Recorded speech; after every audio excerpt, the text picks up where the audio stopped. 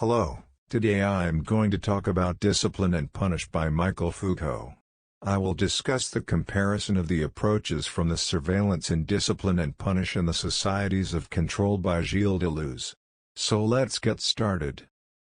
First of all, we need to understand the idea that Foucault had said in his book, Panopticism. Panopticism is applied as a method for surveillance in prison. As the panopticon is a structural concept that is built with a central tower that is surrounded by a circle of prison cells. And all the cells nearby are individual which cannot be seen, reached by the others. The only unit that can observe the jail are the officers from the central tower. While no one can see through the window from the tower from the outside. Meanwhile, the viewing angle of the tower will be 360 degrees. This means all the prisoners will be under observation at any time, but they will never know when, since they don't know whether anybody is watching them behave or not. So they have to behave well and keep themselves in good discipline. As if they are being caught doing stuff which is not acceptable by the rules, what they will be facing is being beaten by the officers. The jailer will rack the prisoner, and because of the closed structure of the cell, the prisoner will not be able to share information, so they will never be able to communicate and prevent the torment. Under the invisible pressure from all around the jail, the prisoners will always have a thought of being watched. This situation will keep on going and becoming a constant belief inside their brain.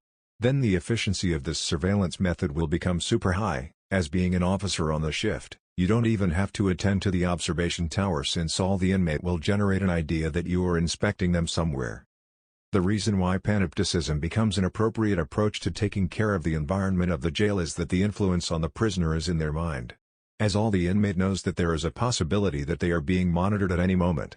They also understand that if they don't behave well, the consequence can be very serious, which is being tortured. With the thinking of the degree of seriousness, to be afraid of being beaten physically are now affecting their behavior, since there is an influence on them mentally.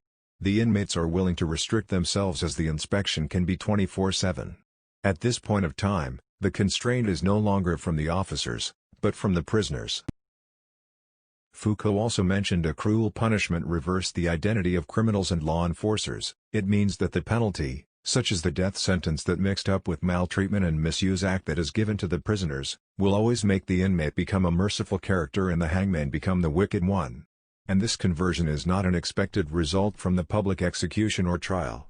The law enforcer will like to see the deterrent and stop people from committing crime instead of making the public feel remorse about the people who break the law. Plus the society starts to think that the judgment from the court has already made a conviction on the criminal. The punishment afterwards seems to be an additional insult which is unnecessary. This kind of general mood from the public helped the transformation of the system. Knowing the execution will only kill and hurts life. The punishment should be dealt with mentally but not physically. That is why a panopticon is an ideal place for imprisonment. Not only is it avoided redundant brutal, but it also implants a conception to the prisoners that he or she will always be under surveillance, at any place at any time. This kind of thinking will be following them even they are released from jail. So their behavior or conduct will be bridled. This can be extended so not only the criminals will try to behave themselves, but the citizens too. Since the surveillance can be everywhere, literally. And it also helped to build up the system, so the enforcement of behaving is now from the people themselves but not the government.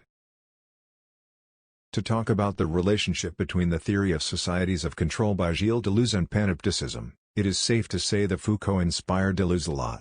Other than making the people feels like they are being monitored all the time, the approach of societies of control will be more like making the people neglect the fact that they are under control by a high level. Control is different from discipline. And the best way to confine people is to confine them without being noticed. It is because if people can conduct freely, they might be more predictable than having when they are having a restriction. So it is easier to control them since everyone thinks that they can do whatever they want, but in fact, there is already a regulation that they have been followed unconsciously. In the end, both for Deleuze and Foucault, it is all about the effect from episteme, putting people in an unconscious situation so they acted like what they are expected to do. A major difference will be Deleuze's one is to be good unintentionally while Foucault's one is not to be bad unintentionally. But is there a difference?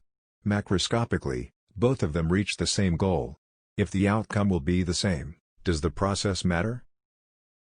Is the judicial system in modern society mature enough to deal with all the problems? As the approaches should be invisible and undetected, which kind of unconscious gripe are we experiencing? There is no more death sentence in Hong Kong nowadays. Is it for humane considerations or other any reason to abolish it?